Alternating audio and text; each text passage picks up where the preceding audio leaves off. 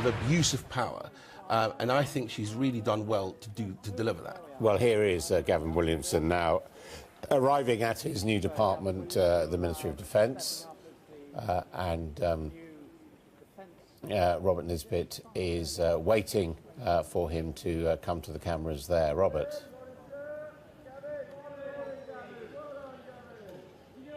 There we go, a brisk walk, Adam. A brisk walk, and there he is meeting the permanent secretary, the civil servant, who he is going to be dealing with on many sensitive issues. But you see there, he is not actually going to talk to any of us. This is just a photo opportunity. So we got what they call the grip and grin there, Adam, so the handshake with the permanent secretary. But that, I think, is all we're going to be hearing from Mr. Williamson today, which is just a brisk and polite good morning. Obviously, he has an immense amount of work now to get his head round. An enormous brief here, as I was saying, the Ministry of Defence employing 250,000 people. He's got to implement the Strategic Defence Review. There are urgent procurement decisions that have to be taken. There's a bilateral just around the corner with Jim Mattis from the United States. And on top of that, of course, he is part of a government, a minority government, and I'm sure his experience in the Chief Whip's office will still be called upon as they try to ensure that the party stays together over crucial votes on Brexit. And all of that, of course, in the context of this sexual harassment scandal that is still engulfing the party, with some concerned within the Conservative Party that perhaps Sir Michael Fallon is not the last resignation and that there are perhaps more revelations to come. But what Theresa May has been trying to do today is to steady the ship as quickly as possible to get Mr. Williamson in post. But I think there is general surprise that she has moved the Chief Whip at such a sensitive time, someone who has seemed to have done a very good job, who hasn't lost a vote despite the difficult parliamentary arithmetic. Moving him to here is a pretty bold move by the Prime Minister, but this is a short, contained reshuffle, seeing Julian Smith, the Deputy Chief Whip, now elevated to that Chief Whip's position, and Esther McVey just recently re-elected in as the Deputy. And I think that will reassure some of the younger members of the party who have felt that perhaps it was time for new blood to come in, and perhaps this sexual harassment scandal that has been troubling, not of course just the Conservatives but other parties as well, has been an opportunity to bring some of that fresh blood into the Cabinet. Thank you very much indeed, Robert. Well, there is, and it's crisis. Okay. This is the Ministry of Defence, where we're expecting to see the new Defence Secretary revealed in just a moment. Sky's Robert Nisbet is there. Robert. I'm not sure you can hear me, actually. Adam, we're just waiting now for the new... Just waiting for the new Defence Secretary, Gavin Williamson, to come out onto the steps of the Ministry of Defence. Now, he made the short trip over from number 10, went in through the back entrance. Anybody who knows the Ministry of Defence will know that it's an enormous building. We were all waiting outside one entrance. He went in through the back door, has obviously greeted some of those people he will be working with, maybe warning them or telling them about the spider that he will be putting on his desk, known as Cronus, we are told, which he said he used as Chief Whip to make sure that people did what he wanted them to do. Cronus was a Greek god, as we understand, who castrated his own father. So there was an implied threat with that spider that he may bring to the Ministry of Defence. We're looking now at the Permanent Secretary standing there in the blue suit, who will greet Mr. Williamson and introduce him to the press as we wait outside. Permanent Secretary Stephen Lovegrove there. It has to be said that this hasn't been executed in the smoothest of ways, perhaps a sign or proof, really, that it's really a shockwave that's gone through the government in the past week or so, and certainly in the last 24 hours, Robert. I think that's right. I mean, they haven't had much time to prepare for this, and that is fairly clear that the choreography that we were expecting to be smoother hasn't been. But what I think it has pointed to is the fact that this has been a very limited reshuffle, that shuffling into place as Chief Whip is the Deputy Chief Whip, Julian Smith, and so that leaves very little other movements around the cabinet table, which I think is something that Theresa May wanted to do. She wanted this to be quick. She wanted it to be done, surgically, and so that this story that has been dominating the news cycle now for several days about the growing sexual harassment scandal is contained and contained quickly. But I think that the question now, perhaps, Adam, I think, and the question that Mr. Williamson, Gavin Williamson, will be facing is, as Chief Whip, how much did he know about some of these allegations circulating around various Conservative MPs and cabinet ministers? And as Chief Whip, was it his duty to inform the Prime Minister and warn her of them?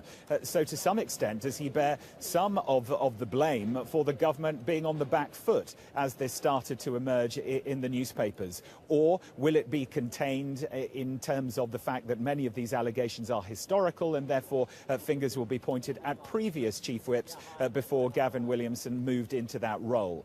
But I think he will be welcomed by some of the younger guard in the Conservative Party. He was elected as an MP in 2010, and there is a feeling amongst some within the Parliamentary Conservative Party that perhaps some of the older guard have had their day, and it is time for some of those who came in the 2010 election to move into these bigger responsibilities, these bigger ministerial roles. Getting the news, and Gavin Williamson, who we know to be... Well, just worth mentioning, Esther McVey has been appointed the Deputy Chief Whip. Esther McVey, of course, lost her seat but returned in this election as the MP for Tatton. She is the Deputy Chief Whip, and the Chief Whip is Julian Smith, who was the Deputy until this morning. This is All Out Politics. We're just coming up to 11 o'clock, and we're waiting to hear from the new Defence Secretary.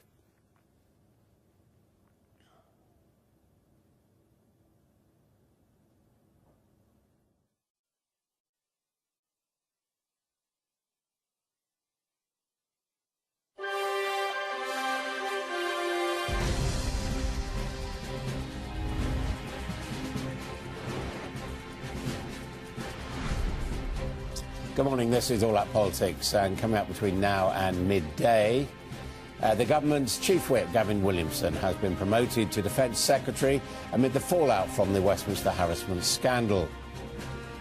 That is after Sir Michael Fallon resigned in the wake of allegations of inappropriate behaviour. I have reflected now on my position in government, and I am therefore resigning as Defence Secretary. We will have all the very latest as Theresa May is forced to deal with another unwanted problem. Also this hour, borrowers await what could be the Bank of England's first hike in interest rates for a decade.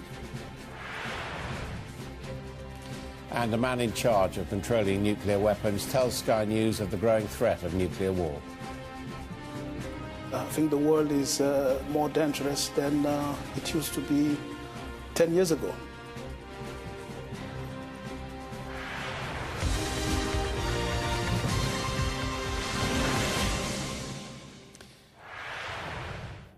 Well, good morning. Welcome to the second hour of All Out Politics, 2 hours of news, debate and opinion from the heart of Westminster. And in the past few minutes, Downing Street has confirmed that Gavin Williamson MP, the Conservative Chief Whip, has been appointed the new Defence Secretary.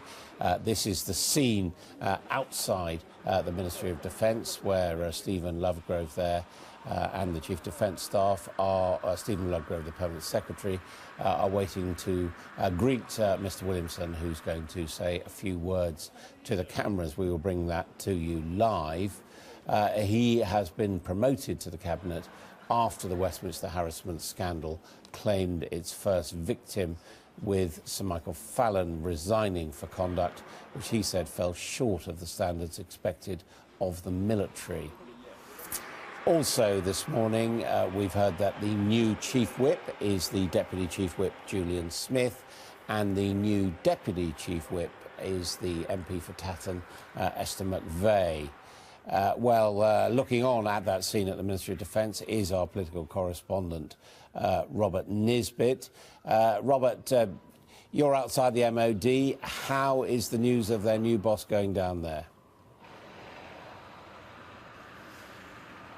Well, there are obviously a huge number of employees in the Ministry of Defence who will be learning about their new boss. 250,000 people are employed by the Ministry of Defence. Stephen Lovegrove, who you're looking at there, is the permanent secretary, so the head civil servant. He recently moved here himself from the Department of Climate Change. He has the job of enforcing the Strategic Defence Review, the controversial review. That has been his role as the civil servant in charge of the department, and now the chief politician who will be trying to implement that review will be Gavin Williamson. It is an enormous role as Defence Secretary, and within just a matter of days there is an important bilateral meeting that Gavin Williamson will be involved in with Jim Mattis of the United States. And also there is NATO commitments that are happening within a few days. So this is not going to be an easy ride for Gavin Williamson. He moves out of, obviously, the Chief Whip's office, which has been an intensely difficult time after the government lost its majority in the last election. But he is moving to a brief where he will also be under considerable scrutiny. Now, Gavin Williamson, we know, is one of the new wave in the Conservative Party, always seen as being an ambitious man. He was elected to South Staffordshire back in 2010. He was the permanent private secretary to Patrick McLaughlin at the Department of Transport, and then to David Cameron in 2013. But he nailed his flags to Theresa May's mast after Mr Cameron left Number 10 fairly early on, becoming her parliamentary campaign manager, and that loyalty has been rewarded today with a big acceleration up the cabinet ranking.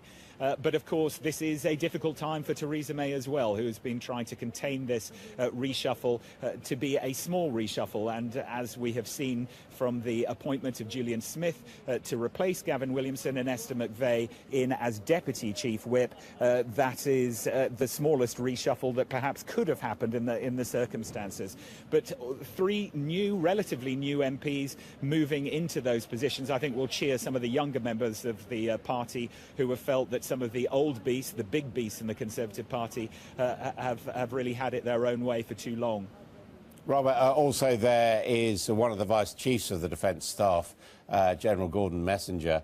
He, of course, is a Royal Marine, and, just underlines the difficulties perhaps facing Mr Williamson, is that there's a lot of talk about procurement decisions being taken by the MOD, actually severely restricting the amphibious capability of the Royal Marines, for example, just one of the practical headaches at the department.